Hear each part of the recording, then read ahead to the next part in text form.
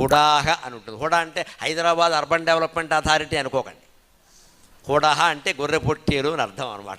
ఈ పూర్వజన్మ కర్మ ఏదో ఉంది కదా, మనం దుఃఖం అనుభవించాలండి. ఉదాహరణకి మనకి అది రాసిపెట్టుంది అనుకుందాం. పుత్ర వియోగమో, భార్యా వియోగమో, భర్తృవియోగమో, ధన వియోగమో, పేదరికమో, ఏదైనా సరే అదొక కర్మ రాసిపెట్టుంది అనుకుందాం. పూర్వం ఉంది, అది వస్తుంది, తోసుకొని వస్తుంది కదా. ఎలా వస్తుంది తెలుసా? అది మన చుట్టూ తిరుగుతూ ఉంటుందండి జన్మాంతర కర్మ.